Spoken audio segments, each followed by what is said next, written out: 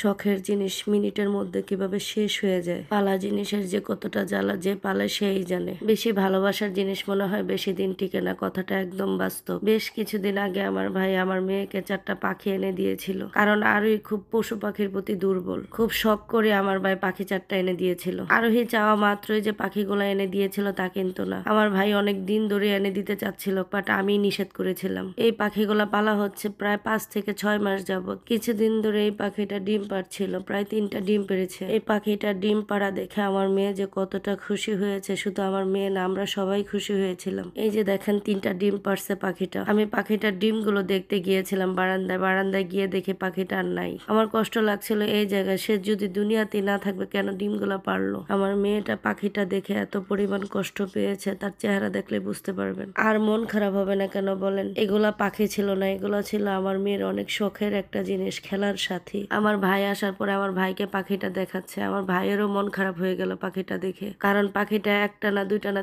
তিনটা ডিম পেরেছে। এরকম যদি হয় তাহলে কার না মন খারাপ হবে বলেন? চলে গেলাম বাজারে আমার কাছের কিছু মানুষদের জন্য কেনাকাটা করতে। বাজারে গিয়ে দেখি কাঁচা আম উঠছে। আমার তো আমগুলা দেখে খুব লোভ লাগছিল। কাঁচা আমের দাম শুনে আমি দৌড়ায় চলে আসছি। কিছু ফল কিনে নিয়ে আসলাম প্রতিবেশীদেরকে ইফতার দেওয়ার জন্য। আর আজ আমার বাবার বাড়ির মানুষদেরকেও আসতে বলছি আমার বাসায় ইফতার করার জন্য। রমজান মাসে সবাই মিলেমিশে ইফতার করাটা না খুব আনন্দের। আমরা সবাই একসাথে ইফতার করতে পারলো, আমার ভাই আমাদের সাথে ইফতার করতে পারবে না, কারণ ওর ডিউটি আছে, তাই ওর আর ওর কলিগদের জন্য ইফতার দিয়ে দিচ্ছি। আমি যখন ছোট ছিলাম আমার আম্মু সব কাজে আমাকে এইভাবে বসায় রাখতো, আমিও ঠিক আরোহীকে এইভাবে বসায় রাখি। আমার কলিজার টুকরার আজকে কলিজাটা ছিঁড়ে যাচ্ছে তার পাখিটার জন্য। তার মনটা খুশি করার জন্য আমি যে কত কিছু করতেছি, তারপরও তার মনটা খুশি হচ্ছে না। আজ আমার ঘরে নানান রকমের ফল দেখে মাথায় একটা বুদ্ধি আসলো আমার। ভাবলাম আজকে সব ধরনের ফল দিয়ে শরবত বানাবো, দেখবো কেমন লাগে। ইফতারের সময় হয়ে গেছে, হাতে বেশি সময় নেই, তাড়াতাড়ি করে ফলের শরবতটা বানিয়ে নিয়েছিলাম। আর ফলের শরবতটা এত পরিমাণে টেস্ট হয়েছিল বলার বাহিরে, আমি চিন্তাও করতে পারিনি এত টেস্ট হবে ফলের রসটা। আমার শরবত বানানোর জন্য হেল্প করছে আমার বোন। আমি সবগুলো ফল কেটে দিলাম, আমার বোন ব্লেন্ড করে নিচ্ছে।